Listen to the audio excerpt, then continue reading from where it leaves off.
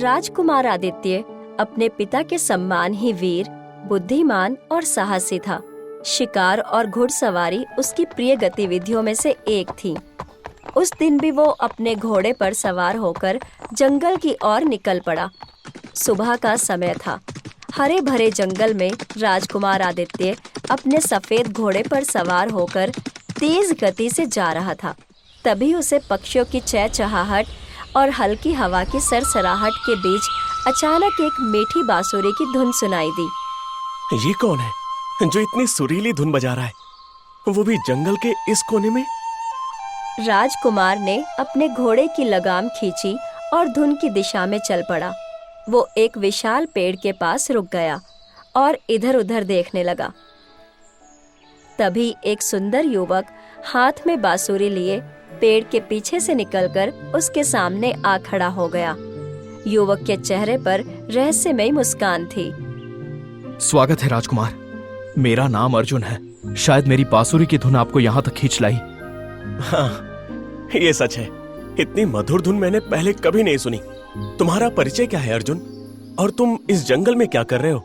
मैं एक साधारण बांसुरी वादक हूँ राजकुमार। ये जंगल ही मेरा घर है। मैं यहीं रहता हूँ, प्रकृति के बीच में। राजकुमार आदित्य अर्जुन की मधुर आवाज और आकर्षक व्यक्तित्व से प्रभावित हो चुका था। उसने अर्जुन से और बात करने की इच्छा जताई। क्या तुम अपनी बांसुरी की धुन दोबारा सुना सकते हो? मैं इसे फिर से सुनना चाहता हूँ। क्यों नहीं राजकुमार, ये मेरे लिए सौभाग्य की बात होगी। अर्जुन फिर से बांसुरी बजाने लगा। अचानक राजकुमार को चक्कर आने लगे। आदित्य ने अपना सिर पकड़ लिया और धीरे धीरे जमीन पर गिर पड़ा। अर्जुन मुस्कुराता है और वहां से चला जाता है। अगले दिन सुबह राजा विक्रम महल के प्रांगण में चिंतित मुद्रा में खड़ा था। उनके चेहरे पर तनाव साफ झलक रहा था। मंत्री भैरव सिंह उनके पास खड़ा था। भैरव, राजकुमार आदित्य कल सुबह शिकार के लिए जंगल गया था, लेकिन इतनी रात हो गई और वो अभी तक वापस नहीं आया। ये पहली बार हुआ है कि उसने बिना सूचना दिए इतनी देर कर दी हो। महाराज, मैं आपकी चिंता समझ सकता हूँ, परंतु जंगल में खतरों की कोई कमी नहीं है। हो सकता है कि राजकुमार किसी दुर्घटना का शिकार हो गए हों। दुर्घटना मेरे आदित्य के साथ? नहीं, ऐसा नहीं हो सकता। मैंने सैनिकों को जंगल के कोने कोने में भेजा है, लेकिन उन्होंने कुछ भी संदिग्ध नहीं पाया। ये सब बहुत ही रहस्यमय लग रहा है। महाराज, हमें और सैनिक भेजने चाहिए। हो सकता है कि राजकुमार किसी दुश्मन के जाल में फंस गए हों। ये ठीक होगा भैरव, तुरंत और सैनिक भेजो। भैरव सिंह सिर झुकाकर आदेश का पालन करने चला गया। सैनिक ने आदित्य को बहुत ढूंढा, मगर आदित्य का कुछ भी पता नहीं चला। आदित्य को तलाश करते करते 1 महीना बीत चुका था। राजकुमार आदित्य के गायब होने की घटना ने पूरे महल को गमगीन कर दिया था। हर तरफ उदासी का माहौल था। रानी रुक्मणी का रो रो कर बुरा हाल था। उनकी आंखें उम्मीदों और आंसुओं से थक चुकी थी। सुबह के समय रानी रुक्मणी एक झूले पर बैठी थी। उनकी आंखों में चिंता और उदासी साफ झलक रही थी। उनके पास बैठी राजकुमारी चंद्रलेखा अपनी माँ को सांत्वना देने की कोशिश कर रही थी। पता नहीं मेरा आदित्य जीवित भी है या नहीं। इतने दिन हो गए, कोई खबर नहीं है। मेरा दिल कहता है कि वो किसी बड़ी मुसीबत में है। माँ, आप परेशान मत होइए। हमें ईश्वर पर भरोसा रखना चाहिए। आदित्य भैया जरूर लौटेंगे। वो बहुत साहसी है माँ। तभी वहाँ राजा विक्रम आ पहुँचे। माँ बेटी की बातें सुनकर वो चुपचाप दोनों की ओर देखकर सिर झुकाकर कक्ष से बाहर निकल बगीचे में मंत्री भैरव सिंह के पास आकर बोले, भैरव, आज मुझे एक राजा होकर अपनी असहायता महसूस हो रही है। मैं अपने पुत्र की रक्षा तक नहीं कर पाया। मेरी पत्नी और बेटी का ये हाल देखकर मेरा दिल टूट रहा है। महाराज, आपको हिम्मत रखनी होगी। राजकुमार आदित्य अवश्य मिलेंगे। हमें अब भी प्रयास करना चाहिए। तभी अचानक एक अजनबी महल के द्वार पर आ पहुंचा। वो कोई और नहीं बल्कि अर्जुन था। महाराज, मेरा नाम अर्जुन है। मैं आपके पुत्र राजकुमार आदित्य के बारे में जानता हूँ। क्या तुम सच कह रहे हो? जल्दी बताओ, मेरा बेटा कहाँ है? महाराज, मैं आपको राजकुमार आदित्य तक ले जा सकता हूँ, लेकिन इसके लिए आपको मेरे साथ जंगल चलना होगा। राजा विक्रम को अर्जुन की बात पर विश्वास नहीं हुआ, लेकिन उनके पास और कोई विकल्प भी नहीं था। वे तुरंत अर्जुन के साथ जंगल की ओर चल पड़े। अर्जुन राजा विक्रम और कुछ सैनिकों को एक घने वृक्ष के पास ले गया। वहाँ राजकुमार आदित्य जमीन पर बेहोश पड़ा हुआ था। उसके कपड़े धूल और पत्तों से सने हुए थे। आदित्य, मेरे पुत्र, आंखें खोलो। राजा विक्रम राजकुमार आदित्य को हिलाने लगे। कुछ देर बाद राजकुमार आदित्य होश में आ गया। मैं यहाँ कैसे आया? ये कौन सी जगह है? तुम पूरे 1 महीने से बेहोश थे। हमें तुम्हारी कोई खबर नहीं थी, लेकिन अब तुम सुरक्षित हो। क्या तुम्हें कुछ याद है कि तुम बेहोश कैसे हुए? नहीं पिताजी, मुझे कुछ भी याद नहीं। आखिरी बात जो मुझे याद है वो बांसुरी की मधुर धुन थी। उसके बाद सब धुंधला हो गया था। कोई बात नहीं आदित्य, तुम सही सलामत हो, मेरे लिए यही काफी है। राजा विक्रम अर्जुन से बोले, अर्जुन, तुमने मेरे पुत्र की जान बचाकर मुझ पर बहुत बड़ा उपकार किया है। मैं तुम्हें इनाम में ढेर सारी मुद्राएं देना चाहता हूँ। महाराज, मुझे मुद्राओं की आवश्यकता नहीं है। मैं बेरोजगार हूँ, बस मुझे कुछ काम दे दीजिए। अगर आप मुझे अपने महल में स्थान देंगे तो ये मेरे लिए सबसे बड़ा इनाम होगा। तुम्हारी सादगी और ईमानदारी देखकर मुझे खुशी हो रही है। तुम्हें अब से महल में स्थान दिया जाएगा। तुम हमारे परिवार का हिस्सा हो। राजा विक्रम अर्जुन और राजकुमार आदित्य के साथ महल लौट गए। महल में लौटते ही रानी रुक्मणी और राजकुमारी चंद्रलेखा राजकुमार आदित्य को देखकर खुशी से रोने लगी। आदित्य, मेरे लाल, मैं कितनी चिंतित थी। ईश्वर ने मेरी प्रार्थनाएं सुन ली। माँ, मुझे क्षमा करें। मैं नहीं जानता कि ये सब कैसे हुआ, लेकिन अब मैं वापस आ गया हूँ। राजा विक्रम अर्जुन को देखते हुए अपनी पत्नी से बोले, ये अर्जुन है, इसने हमारे आदित्य को बचाया है। अब ये हमारे महल का हिस्सा होगा। हम आपके आभारी हैं अर्जुन। आपने हमें हमारी खुशी वापस दिलाई है। अर्जुन के चेहरे पर हल्की रहस्यमयी मुस्कुराहट आ गई, क्योंकि कोई नहीं जानता था कि वही बांसुरी की धुन का रहस्य है। उसी दिन से अर्जुन महल की साफ सफाई के कार्य में लग गया। महल में एक नए व्यक्ति को सफाई करते हुए देख मंत्री भैरव सिंह चौंकते हुए राजा आदित्य से बोले, महाराज, ये अर्जुन कौन है और आपने उसे इस महल में क्यों रखा है? भैरव, अर्जुन ने मेरे पुत्र आदित्य को ढूंढा है। वो बहुत ही साधारण और ईमानदार युवक है। उसने इनाम में मुद्राएं नहीं मांगी, बल्कि महल में काम करने की इच्छा जताई। इसलिए मैंने इसे सफाई का काम सौंपा है। महाराज, ये सब बहुत विचित्र है। क्या आपने इस पर पूरी तरह भरोसा कर लिया?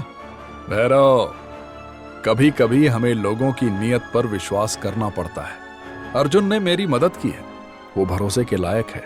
इतना बोलकर राजा विक्रम वहां से चले गए। रात के समय राजा विक्रम चिंतित अवस्था में अपनी महल की छत पर खड़े हुए गहरी सोच में डूबे हुए थे कि तभी वहां पर अर्जुन आ पहुंचा और बड़े ही रहस्यमय अंदाज में राजा विक्रम की ओर देखकर बोला, महाराज, आप इतनी रात को यहाँ पर क्यों टहल रहे हैं? क्या कोई चिंता है?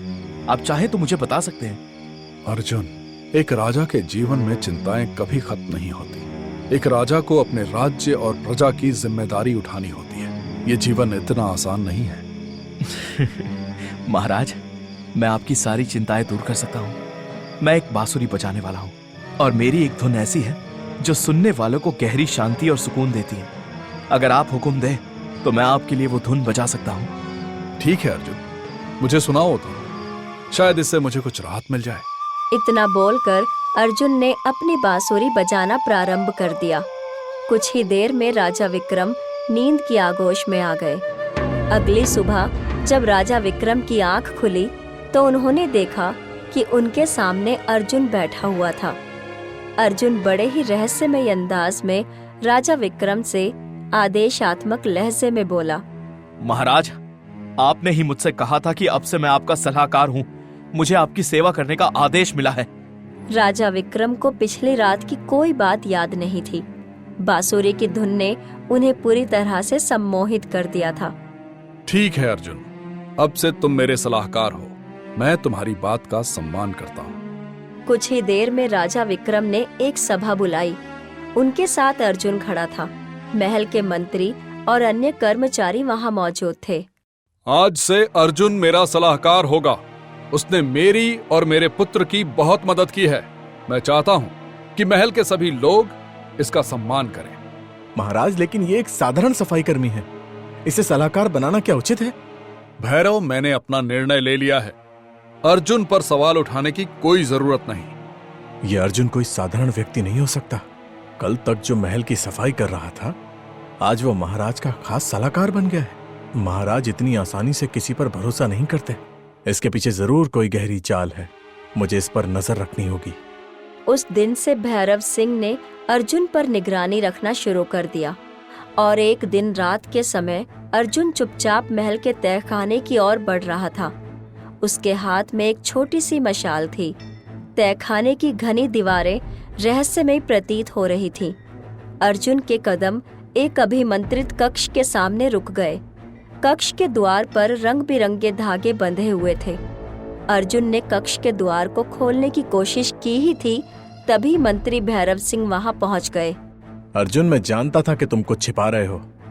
इस कक्ष में प्रवेश वर्जित है। तुम यहाँ क्या कर रहे हो? मंत्री जी, क्या आपको सच में यही लगता है कि आप मुझे रोक सकते हैं? तुम आखिर कौन हो और इस कक्ष में जाने का तुम्हारा उद्देश्य क्या है? सच सच बताओ, नहीं तो मैं महाराज के सामने तुम्हारी पोल खोल दूंगा। मंत्री जी, आप जो देख रहे हैं वो हमेशा सच नहीं होता, लेकिन अब समय नहीं है आपको समझाने का। मैं सिर्फ इतना कहूंगा आपसे कि आप बस एक बार मेरी बांसुरी की धुन सुनिए, इससे आपको शांति मिलेगी। अर्जुन ने बांसुरी बजाना शुरू कर दिया। बांसुरी की धुन मंत्री भैरव सिंह के कानों में गूंजने लगी। कुछ ही क्षणों में भैरव सिंह की आंखें चीखते हुए बंद हो गई। अचानक वो जमीन पर गिर पड़े। मंत्री भैरव सिंह के चीखने की आवाज सुनकर तहखाने के बाहर सैनिक इकट्ठा हो गए। सैनिकों के आने से पहले अर्जुन वहां से तेजी से भाग निकला। सैनिक ने मंत्री को मरा हुआ देखते ही राजा विक्रम को सूचना दे दी। राजा विक्रम तुरंत वहां पहुंच गए। मंत्री भैरव सिंह को रहस्यमयी अंदाज में मरा हुआ देख राजा विक्रम के मन में कई प्रश्न चलने लगे। अगले दिन राजा विक्रम अपने पुत्र आदित्य से बोले, आदित्य, मंत्री भैरव सिंह की मृत्यु इतनी रहस्यमयी है कि मेरा मन अशांत है। हमें समझना होगा कि आखिर ये सब कैसे हुआ। पिताजी, ऐसा लगता है जैसे ये किसी गहरे षड्यंत्र का हिस्सा है, लेकिन समझ नहीं आता कौन कर सकता है और क्यों। आदित्य ने इतना कहा ही था कि तभी वहां पर एक तांत्रिक आ पहुंचा। राजा विक्रम तांत्रिक को गौर से देखने लगे। उनके देखने के अंदाज से ऐसा प्रतीत होता था मानो वो तांत्रिक को और तांत्रिक राजा विक्रम को पहले से ही जानते हों। आप तांत्रिक देव? वर्षों बाद आपको देख रहा हूँ। मुझे तो यकीन ही नहीं हो रहा कि आप यहाँ आए हैं। महाराज, ये समय प्रसन्नता का नहीं है। मुझे यहाँ एक अजीब सी ऊर्जा महसूस हुई जिसने मुझे खींच लिया। मुझे महसूस हो रहा है कि इस महल में कुछ बड़ा अनिष्ट होने वाला है। इतना बोलकर तांत्रिक राजा विक्रम को बड़े ही अजीब और रहस्यमय अंदाज में गौर से देखने लगे। तांत्रिक देव, आप हमें इस तरह क्यों देख रहे हैं? ऐसा क्या महसूस हो रहा है आपको? तुम्हारे और तुम्हारे पुत्र के ऊपर किसी जादू का सम्मोहन साया है। ये साधारण बात नहीं है। क्या हाल ही में तुम्हारे साथ कोई रहस्यमयी घटना घटी है? ये सुनकर राजकुमार आदित्य चौंक पड़ा। वो तुरंत तांत्रिकों को अपने जंगल में बेहोशी की घटना के बारे में बताने लगा। तांत्रिक देव, मैं 1 महीने तक जंगल में बेहोश रहा। मुझे कुछ भी याद नहीं कि ये सब कैसे हुआ। जब होश आया तो मैं महल में ही था। और कल रात मेरे मंत्री भैरव सिंह की अजीब ढंग से मृत्यु हो गई। उनके शरीर पर किसी चोट का कोई निशान नहीं था। ये सब क्या हो रहा है तांत्रिक देव? तांत्रिक गहरी सोच में डूब गया। तभी वहां पर अर्जुन आ पहुंचा। अर्जुन की नजर जैसे ही तांत्रिक पर पड़ी, अर्जुन तुरंत नजर बचाता हुआ तेजी से वहां से निकल गया। ये देखकर तांत्रिक राजा विक्रम से बोले, महाराज, वो कौन था जो अभी यहाँ से गया? वो अर्जुन है। उसी ने मुझे बताया था कि आदित्य कहाँ बेहोश पड़ा था। वो अब मेरा खास सलाहकार है। तांत्रिक की आंखें चौड़ी हो गई। वो राजा विक्रम की बात सुनकर और गहरी सोच में डूब गए। अब मुझे सब कुछ समझ में आने लगा है। मैं इसे जंगल में एक शक्तिशाली जादूगर के पास देख चुका हूँ। वो जादूगर अपनी बांसुरी की धुन से किसी को भी सम्मोहित कर सकता है। महाराज, ये अर्जुन साधारण व्यक्ति नहीं है। मुझे शक है कि वह महल में किसी बड़े उद्देश्य से आया है। तो फिर अब क्या किया जाए तांत्रिक देव? क्या हमें अर्जुन को महल से निकाल देना चाहिए? नहीं महाराज, उसे यह आभास नहीं होना चाहिए कि उसकी सच्चाई आपको पता चल गई है। आप उस पर नजर रखें। अगर वो सच में जादूगर के प्रभाव में है तो उसे रोकने के लिए सही समय और योजना की जरूरत होगी। राजा विक्रम ने तांत्रिक के कहे अनुसार अर्जुन के ऊपर नजर रखना शुरू कर दिया। एक दिन राजा विक्रम ने देखा अर्जुन चुपके से महल से बाहर निकल रहा था। राजा विक्रम चुपके से उसका पीछा करने लगे। कुछ देर बाद अर्जुन राज्य से थोड़ी दूर जंगल के निकट एक झोपड़ी के समीप जाकर रुक गया और झोपड़ी के अंदर चला गया। राजा विक्रम झोपड़ी के अंदर झांक कर देखने लगा। झोपड़ी के अंदर एक बूढ़ी औरत बैठी थी। उसके चेहरे पर झुर्रियां थी, लेकिन उसकी आंखों में अजीब सी चमक थी। बूढ़ी अर्जुन से बोली, क्या कुछ पता चला? मुझे शक है कि वो महल के गुप्त द्वार में ही मौजूद है, लेकिन जब मैं वहां पहुंचा तो मंत्री भैरव सिंह आ गया। मुझे मजबूरन उसे मारना पड़ा। ये सुनकर राजा विक्रम की आंखें क्रोध से लाल हो गई। तुम्हें अब और देरी नहीं करनी चाहिए। याद रखना, उसके दाहिने हाथ पर त्रिशूल का निशान होगा। वो निशान तुम्हें तुम्हारी खोज की ओर ले जाएगा। आप चिंता मत करिए, आज मैं किसी भी हाल में उस गुप्त द्वार को खोलूंगा और अपनी तलाश पूरी करके रहूंगा। इतना कहकर अर्जुन झोपड़ी से बाहर निकल गया। राजा विक्रम तुरंत झाड़ियों में छुप गए। अर्जुन महल की ओर लौट गया। अर्जुन चुपचाप महल के तहखाने की ओर बढ़ने लगा। वहां एक पुराना धूल भरा द्वार था, जिसके बाहर अभिमंत्रित धागा बंधा हुआ था। अर्जुन द्वार के पास रुक गया और उसे खोलने की कोशिश करने लगा। तभी अचानक राजा विक्रम और तांत्रिक प्रकट हो गए। ठहरो अर्जुन, अब और झूठ बोलने की जरूरत नहीं। तुम्हारा राज खुल चुका है। अर्जुन तुरंत पीछे मुड़ गया। अर्जुन ने देखा कि आदित्य भी वहां आ पहुंचा। आदित्य की तलवार उसके हाथ में थी। अब सब याद आ गया है। तुम वही हो जिसने मुझे जंगल में अपनी बांसुरी की धुन से बेहोश किया था। और मुझे भी याद आ गया है, तुमने अपनी बांसुरी से मुझे सम्मोहित किया और खुद को मेरा सलाहकार घोषित करवा लिया। और मैं तुम्हें तब से पहचानता हूँ जब मैंने तुम्हें जंगल के उस जादूगर के साथ देखा था। वही जादूगर जो अपनी बांसुरी से लोगों को सम्मोहित करता है। अर्जुन, जो अब पूरी तरह से घिर चुका था, गुस्से में अपनी बांसुरी निकालता हुआ बोला, जब मेरा राज खुल ही चुका है तो सुन लो। वो जादूगर जिसने मुझे ये बांसुरी दी, उसने मुझे इसकी ताकत सिखाई। मैं इसे बजाकर किसी को भी अपने वश में कर सकता हूँ और यहाँ तक उसकी जान भी ले सकता हूँ। अर्जुन ने बांसुरी को बजाने की कोशिश की ही थी, लेकिन तभी तांत्रिक ने मंत्र पढ़ना शुरू कर दिया। बांसुरी ने अचानक आग पकड़ ली। अर्जुन ने घबराकर बांसुरी को दूर फेंक दिया। तुम समझते हो कि तुम्हारी बांसुरी में ताकत है? मैं उस जादूगर से भी बड़ी काली शक्तियों का स्वामी हूँ। तुम्हारी ये चाल अब नहीं चलेगी। अब भागने का कोई रास्ता नहीं है। तुम्हारे सभी अपराध उजागर हो चुके हैं। तभी वहाँ रुक्मणी भी आ पहुँची और गुस्से से अर्जुन से बोली, अर्जुन, मुझे मेरे पति ने बताया कि तुम जंगल में एक झोपड़ी में गए थे और वहाँ एक राधा नाम की औरत से बात कर रहे थे। वो औरत कौन है और तुम दोनों का क्या रिश्ता है?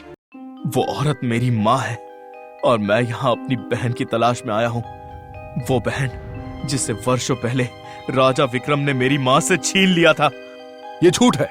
राधा का तो कोई पुत्र ही नहीं था। जब तूने मेरी बहन को छीना, मैं केवल 5 साल का था। उस दिन मैं अपने दोस्तों के साथ बाहर खेल रहा था। जब मैं वापस आया तो तू और ये तांत्रिक मेरी 1 महीने की बहन को उठाकर ले गए और मेरे पिता को बेरहमी से मार डाला। 20 साल तक मैं अपनी माँ के साथ भटकता रहा।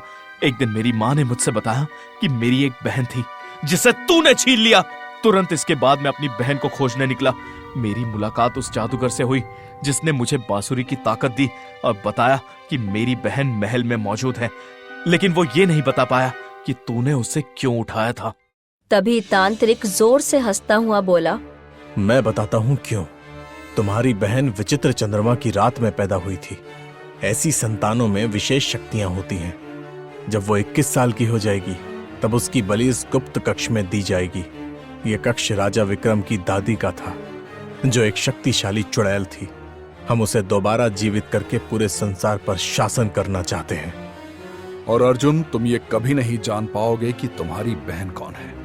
अगर तुम यहाँ से बच भी गए तो जीवन भर उसे ढूंढते ही रहोगे। और मेरा भी यही सपना है कि मेरे पति सारे संसार पर शासन करें। तभी राजकुमारी चंद्रलेखा कक्ष में आ पहुंची। अचानक आदित्य की नजर उनकी कलाई पर पड़ी, जहां त्रिशूल का निशान चमक रहा था। तुम मेरी बहन हो। मैं वर्षों से तुम्हारी तलाश में भटकता रहा था। मेरी तलाश अब पूरी हो गई है, मेरी बहन। ये सब क्या हो रहा है? कौन हो तुम और तुम ऐसा क्यों कर रहे हो? राजा विक्रम दिखावटी क्रोध करते हुए बोले। ये सब बकवास है, मत सुनो इसकी बात। नहीं, मैंने सब कुछ सुन लिया है। सच सच बताओ कि क्या हो रहा है। क्या मैं वास्तव में आपकी बेटी नहीं हूँ? राजा विक्रम का चेहरा कठोर हो गया। हाँ, ये सच है। हमने तुम्हें अपनी पुत्री की तरह पाला, लेकिन असल में तुम वो हो जिसे हमने बलि देने के लिए बचा कर रखा था। और तुम्हारे बाद तुम्हारे इस भाई को मौत की घाट उतार दिया जाएगा। तभी अर्जुन ने अपनी जेब से दूसरी बांसुरी निकाल ली। उसकी आंखों में क्रोध और आत्मविश्वास छलकने लगा। तुमने क्या सोचा था कि मैं यहाँ तैयार होकर नहीं आया? उस जादूगर ने मुझे ये बांसुरी दी थी। ये मेरे पास आखिरी उपाय है। जब खतरा सबसे ज्यादा हो, मुझे इसका इस्तेमाल करना चाहिए, और अब इसका समय आ गया है। अर्जुन ने बांसुरी बजाना शुरू कर दिया। बांसुरी की धुन कक्ष में गूंजने लगी। तांत्रिक, आदित्य और रुक्मणी चक्कर खाकर जमीन पर मृत होकर गिर पड़े। ये तुमने क्या किया? अब तुम्हें यहाँ से ले जाने का समय आ गया है। चलो बहन, माँ हमारा इंतजार कर रही है। अर्जुन अपनी बहन चंद्रलेखा को लेकर अपनी माँ राधा के पास आ पहुँचा। राधा अपनी बेटी को देखकर भावुक हो गई। मेरी बेटी, मुझे विश्वास नहीं हो रहा कि तुम मेरे सामने हो। माँ, मेरी तलाश अब खत्म हो गई है। हम सब अब एक साथ हैं। तीनों ने एक दूसरे को गले लगा लिया। झोपड़ी में खुशी का माहौल था। अर्जुन ने अपनी बड़ी बहन को ढूंढकर अपने परिवार को फिर से एक कर दिया।